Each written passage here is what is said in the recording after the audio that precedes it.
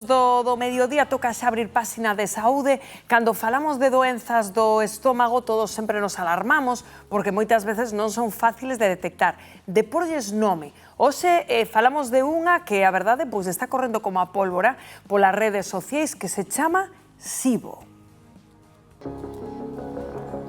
Vale. Se empregaches as redes sociais últimamente, seguro que escoitache en algunha parte a palabra SIBO. E que esta alteración intestinal está en boca de todos. Multitude de persoas soben vídeos ás redes falando dos efectos desta enfermidade e mesmo consellos sobre que comer para diminuir as súas consecuencias. O feito de que tanta xente comparta publicamente o seu día a día padecendo esta doenza provoca que outra tanta se autodiagnostique se os síntomas coinciden. Nos últimos 5 anos multiplicouse por 3 o número de peticións de probas de SIBO nos centros de saúde. Pero sabemos realmente que é o SIBO? Pois non é máis que unha sobreproducción de bacterias no noso intestino delgado, que pode producir abdome hinchado, digestións pesadas, moitos gases e mesmo dor. Unha forma de saber se o padeces é o test do alento, unha proba sinxela, pero non 100% fiable, que dá lugar a moitos diagnósticos erróneos, porque non toda distensión abdominal é SIBO, nin toda hinchazón é gas. Por iso, ante a dúbida e para ben de todos, consultar sempre cos profesionais.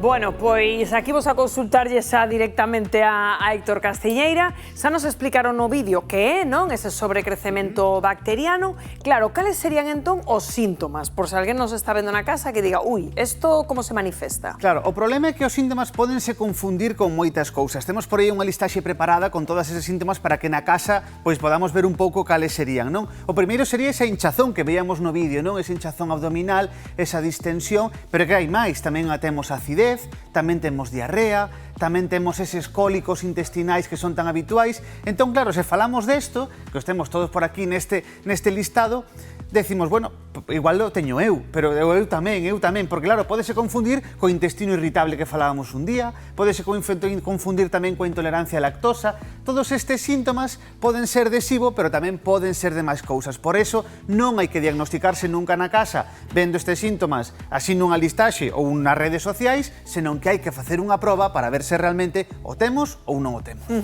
É dicir, que preocupante o feito de que tanta xente se esté como autodiagnosticando, como estábamos vendo no vídeo con eses test, non? Claro, porque realmente a xente di, bueno, ve en Instagram ou nunha páxina web e di, bueno, pois tengo estes síntomas, pois sí que os teño, bueno, pois vou facer o que hai que facer para controlar o SIBO, pero igual non é SIBO, igual resulta que é intestino irritable ou intolerancia á lactosa e non o estamos solucionando ben. E si é certo tamén que se venden como unha especie de test para facer na casa. Eu sempre digo mesmo, os test hai que facelos no laboratorio, no centro de saúde, hai que realmente ver se realmente interpretar ben tamén eses resultados e ver se realmente o temos ou non o temos. Vale, pero se conflúen, Héctor, todos eses factores, non, que estamos aí vendo e nos diagnostican de SIBO, non, nun centro de saúde, eso que consecuencias ten para a nosa vida? Claro, o que temos que entender ben é primeiro, nós temos, porque ao igual do SIBO sonanos como algo novo, como unha moda, non? Que parece que se fala moito desto, pero se falamos da microbiota ou incluso da flora intestinal, que é algo que seguro que xa na casa, a flora intestinal todos sabemos o que é. Bueno, pois todas esas bacterias viven no intestino grosso, no noso intestino grosso. Que pasa? Que ás veces, por un problema, poden acabar pasando ao intestino delgado. Aí non debería haber bacterias. Entón, claro, cando aparecen aí, esas bacterias empezan a medrar e a multiplicarse, é cando aparecen todos estes síntomas. Que consecuencias poden ter? A parte de todo ese malestar, de sentirte hinchado, de ter gases, de ter que ir ao baño continuamente, tamén incluso pode chegar a haber unha mala absorción de nutrientes. Aquí xa estamos falando de algo máis serio, porque ti levas unha boa dieta, estás comendo de todo, pero claro, non se absorbe ben o ferro, non se absorben as vitaminas, entón aí xa falamos dun problema maior. Claro, entón, por resumir, esas causas, non, de ter esta enfermidade, o estábamos vendo, non, esa traslación que nos estaba contando Héctor, non, como de bacterias dun intestino a outro. Non sei se hai algunha máis que vemos aí que te apetece destacar, Héctor. Claro, é que pasan esas bacterias do intestino grosso, que aí están ben, aí teñen a súa función, e ademais cada vez descubrimos máis funcións desas bacterias no intestino grosso. O problema é cando pasan ao delgado. E por que pasan? Pois, por exemplo, por unha mala produción de xugos gástricos. Aquí, neste intestino delgado, ten que haber ácido, os ácidos que necesitamos para a digestión, pero se producimos pouco por algún medicamento que esteamos tomando, por algunha patoloxía, patoloxía ou por algunha cirurxía, entón, claro, como non hai ácido nesta parte, pois as bacterias van pasando para aí. Pode tamén haber unha alteración da válvula ileocecal. Que é iso? Bueno, pois é unha válvula que temos que separa o intestino delgado do intestino grosso. Aí hai como unha comporta. Se esa comporta non pecha ben, deixamos a porta aberta para que as bacterias vayan pasando para o intestino delgado. Ou tamén pode haber que o intestino se mova pouco. Este intestino delgado, ademais de ter ácido, móvese moito, está continuamente movéndose. Esas bacterias non lle gusta, por eso non viven aí. Pero se, por exemplo, tomamos un medicamento como poden ser os opioides, eso vai facer que o intestino móvase máis lento. Se se move máis lento, estamos facendo que proliferen aí esas bacterias. Entón, pode haber distintas causas que poden levar a que esas bacterias pasen de onde teñen que estar a onde non. E logo ter eses síntomas que nos contabas antes, de hinchazón, diarrea. Entón, se finalmente nos diagnostican nun centro de saúde, temos aquí distintos alimentos, que podemos facer? Como se trata? Claro, o tratamento é de dous liñas. Primeiro, vamos ter que tomar antibióticos. Para que? Para controlar esa proliferación de bacterias. Non tomalos pola nosa conta, senón dun xeito, como nos van a decir, e unhos determinados, para, digamos, acabar con esa proliferación que de repente descontroláronse e medraron onde non teñen que medrar. Pero ademais deso, temos que facer unha dieta, mentras estamos co tratamento, unha dieta especial que se chama dieta libre de FODMAPs. Que é iso? Bueno, pois falamos de fructosa, oligosacáridos, falamos tamén de disacáridos, que son todos eses alimentos, pois os que temos aquí, para que se entenda ben na casa. Mentras esteamos co tratamento, fora o leite, fora os iogures, fora os garabanzos, tamén froitos secos como os anacardos ou os pistachos tamén os temos que retirar, cereais como o muesli, froitas como a sandía, que a min tanto me gusta, pois tamén habería que quitala, ultraprocesados tamén fora, peras, mazás, cebola, todos estes alimentos habería que retiralos da dieta mentras esteamos co tratamento. Eso sí, se alguén na casa se autodiagnosticou de SIBO e di, bueno, pois sigo a dieta e xa está, non chega. Só con facer dieta non acabamos con esas bacterias. Queda claro ese mensaxe de que hai moita xente sobrediagnosticada de SIBO por mor destas modas, pero realmente hai moita xente afectada de verdade, e quen son eses afectados de verdade?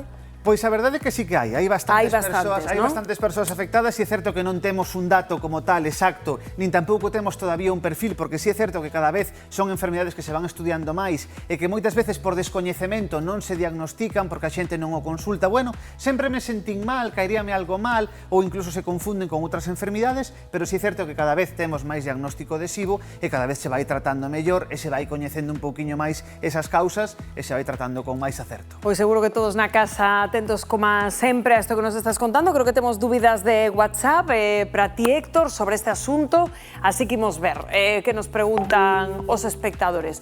Sempre que vou de viaxe acabo tendo diarrea ou algún problema estomacal. Teño SIBO? Isto é outra cousa. O sea, si é certo que hai moita xente que cando viaxe ou cando vai de viaxe ten alteracións intestinais, diarrea ou algún estrinximento, pero non é por SIBO. Isto é outra cousa distinta. Si é certo que esa diarrea era un dos síntomas do SIBO, pero neste caso pode ser o que chamamos a diarrea do viaxeiro. É dicir, primeiro estamos nos movendo, cambiamos os hábitos intestinais, non comemos á mesma hora, non comemos os alimentos de sempre, entón eso vai ter repercusións no noso intestino. Normalmente estrinximento, pero tamén pode ser diarrea, ou incluso tamén se comemos algún alimento en mal estado, tamén pode acabar provocando esa diarrea. Se está asociada a un viaxe, non é SIBO. Que importante, non? Sempre consultar para non confundir. Imos con máis consultas deste tema.